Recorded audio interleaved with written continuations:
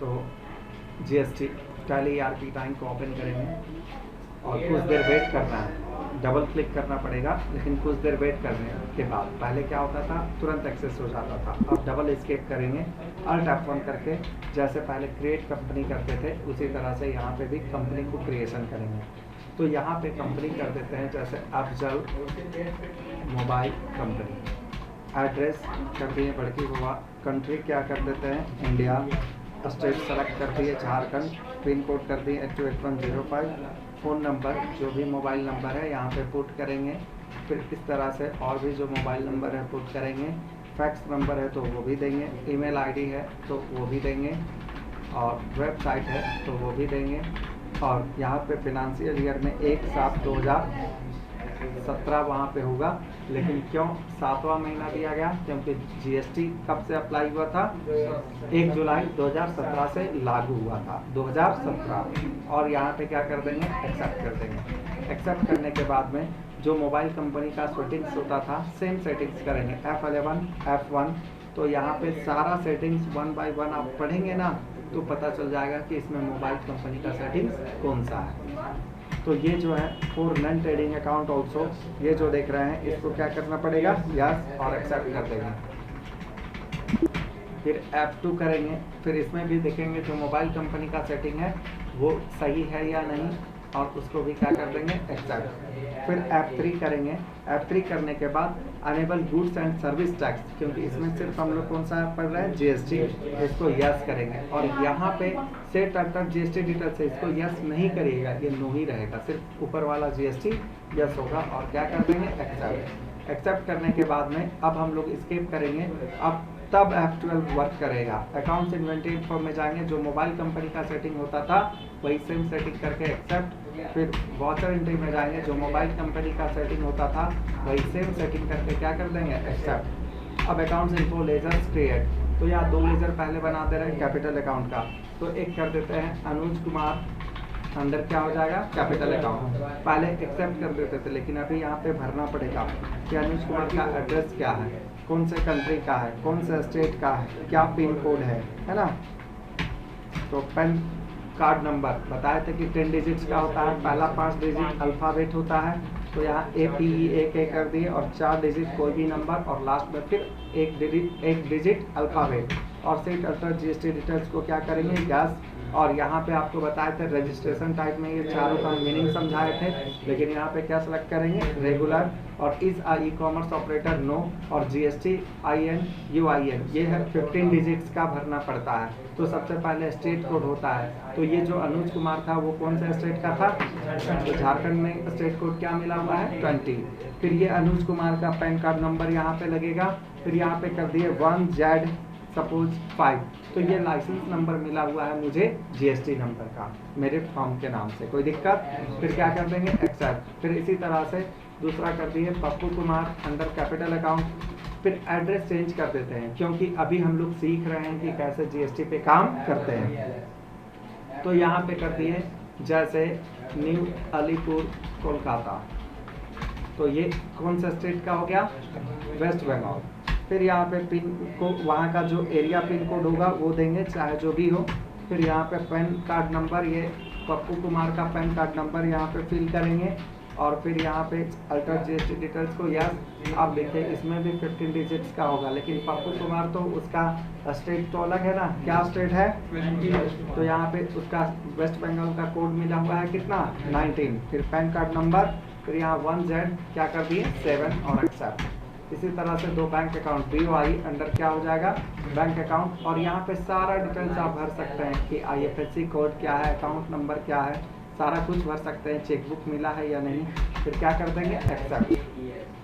फिर यहाँ पे क्या कर देंगे SBI, फिर बैंक अकाउंट, फिर एक्सेप्ट कर देंगे। अब संडे क्रेडिटर्स बनाएंगे, तो संडे क्रेडिटर्स में भी सेम कंसेप्ट करेंगे, एक रखेंगे झारखंड का और एक अदर स्टेट का। तो यहाँ पे कर देते हैं जैसे नोकिया अंडर क्या हो गया संडे क्रेडिटर्स। फिर यहाँ पे एड्रेस कर देते हैं जैसे धनबाद बैंक मोड़, यहाँ पे स्टेट क्या कर देंगे झारखंड, पिन कोड जो भी है धनबाद का वो पुट करेंगे। पैन कार्ड नंबर जैसे फिल करना सिखाएं वैसे करेंगे। और set alter GST details yes, तो झारखंड का स्टेट कोड कितना मिला है 20। फिर पैन कार्ड नंबर, फिर यहाँ पे 1Z6 कर दिए, जो भी है एक्सेप्ट कर देंगे। अब इसी तरह से सैमसंग अंडर सन्डी क्रेडिटर्स, तो यहाँ पे कर देते हैं जैसे आसनसोल अंडर, यहाँ तो क्या रहेगा सैमसंग, तो यहाँ पे क्या कर दिए आसनसोल। तो आसनसोल कौन से स्टेट में है, वेस्ट बंगाल, जो भी वहाँ का पिन कोड है वो भरेंगे, फिर पैन कार्ड नंबर भरेंगे, फिर यहाँ पे अल्टर जीएसटी डिटेल्स को क्या करना पड़ेगा यस, फिर रेगुलर, तो वहाँ का स्टेट कोड क्या मिला हुआ है 19, फिर यहाँ पे पैन कार्ड नंबर, फिर यहाँ पे 1Z1, कोई दिक्कत। अब इसी तरह से सन्ड्री डेटर्स करेंगे, जैसे मोबाइल सेंटर अंडर क्या हो जाएगा सन्ड्री डेटर्स, फिर यहाँ पे कर दिए जैसे ये है धनबाद बैंक नोट का, फिर स्टेट हो गया झारखंड, पिन कोड जो भी है वहाँ का भर देंगे, फिर पैन कार्ड नंबर उसका जो भी है वो दे देंगे, अल्टर जीएसटी डिटेल्स यस, तो झारखंड का क्या है स्टेट कोड 20, फिर यहाँ पे आएंगे, फिर 1Z4 और एक्सेप्ट, फिर यहाँ पे कर देंगे Saluja mobile centre under sundry debtors, फिर यहाँ पे कर देते हैं जैसे ये मिर्ज़ापुर यूपी, तो ये स्टेट हो गया कहाँ का उत्तर प्रदेश, फिर वहाँ का जो भी पिन कोड है वो देंगे, फिर पैन कार्ड नंबर जो भी है वो दे देंगे, फिर यहाँ पे अल्टर जीएसटी डिटेल्स को यस, तो वो जो है यूपी का स्टेट कोड क्या है 09 है, फिर यहाँ पे पैन कार्ड नंबर भरेंगे। तो जीएसटी को बनाने के लिए आपके पास पूरा स्टेट कोड जितना भी है जीएसटी का सारा याद रखना पड़ेगा। फिर फिक्स एसेट्स जैसे फर्नीचर एंड फिक्सर अंडर क्या हो जाएगा फिक्स एसेट्स, तो इसमें भी डिटेल्स भर सकते हैं और जैसे पहले एक्सेप्ट करते थे कर दीजिए। फिर यहाँ पे कर दिए क्या मोटर एंड व्हीकल्स, फिर इसी तरह से एक्सेप्ट कर देंगे। फिर इनडायरेक्ट एक्सपेंसेस तो कर देते हैं टेलीफोन बिल अंडर क्या हो जाएगा इनडायरेक्ट एक्सपेंसेस, फिर क्या कर देंगे एक्सेप्ट। फिर कर दिए electricity bill under indirect expenses और एक्सेप्ट। अब जीएसटी में 3 जीएसटी बनेगा, सीजीएसटी, एचजीएसटी और आईजीएसटी। तो सीजीएसटी अंडर किस में जाएगा duties and taxes, type of duty tax क्या होगा जीएसटी, और सी फॉर सेंट्रल और एक्सेप्ट कर देंगे। फिर यहाँ पे SGST duties and taxes, type of duty tax GST, और S4 कौन सा स्टेट टैक्स और एक्सेप्ट कर देंगे। फिर कौन सा IGST duties and taxes, type of duty tax GST, I4 कौन सा इंटीग्रेटेड टैक्स और एक्सेप्ट कर देंगे।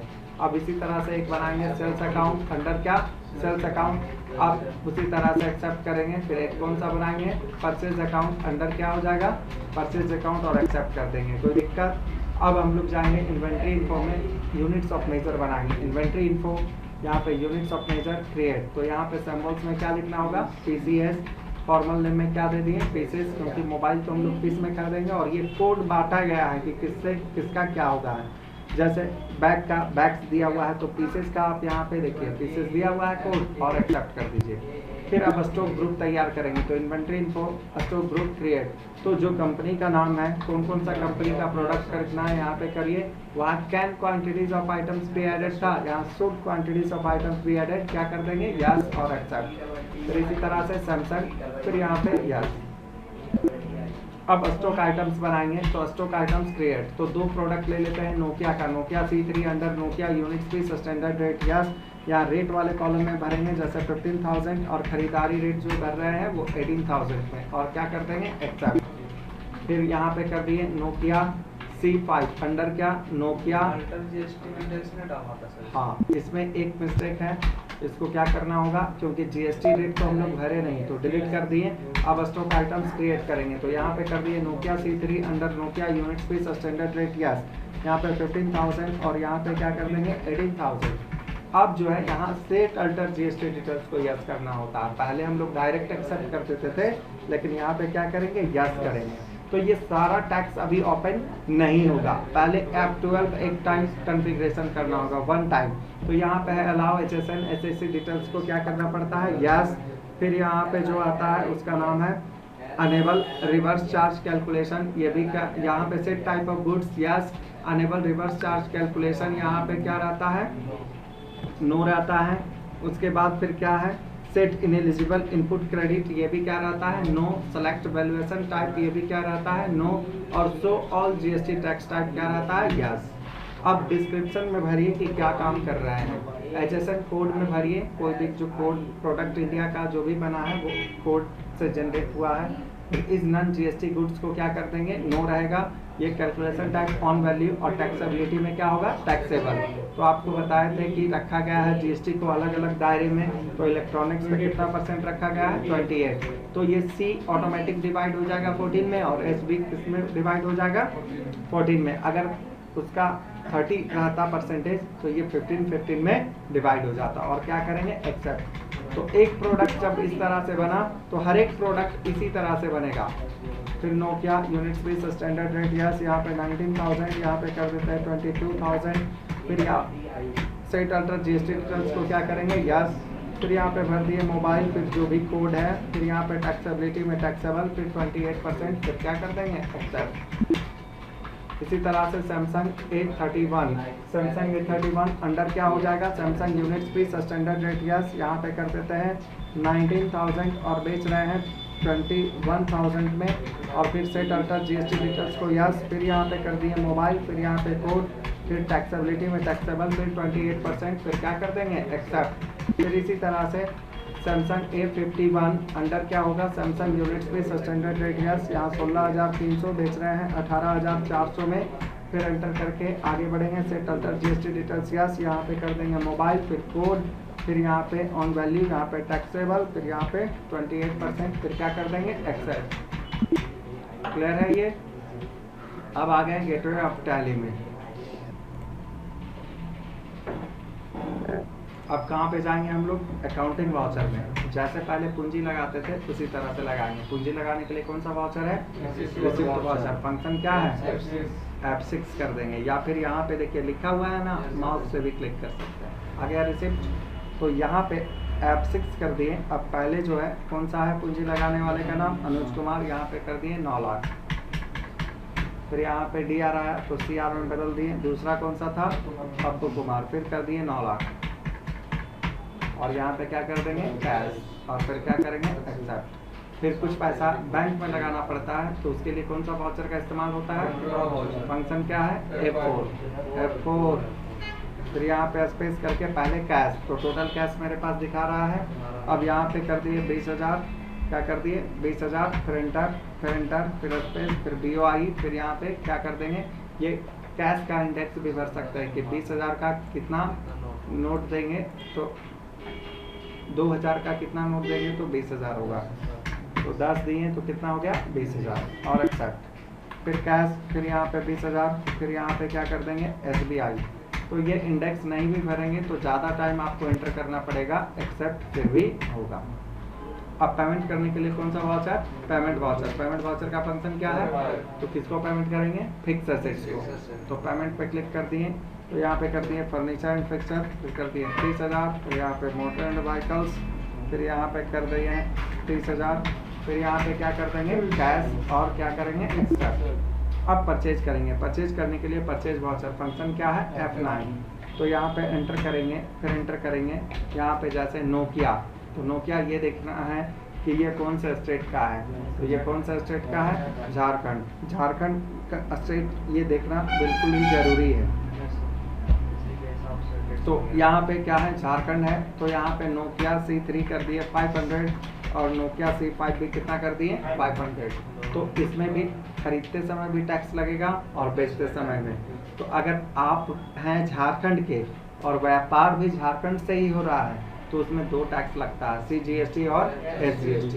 और अगर आप हैं झारखंड के और कहीं बिहार से हो रहा है या कोई अदर स्टेट से हो रहा है, बिहार ही नहीं, झारखंड से बाहर कोई भी स्टेट से होगा तो कौन सा टैक्स लग जाएगा।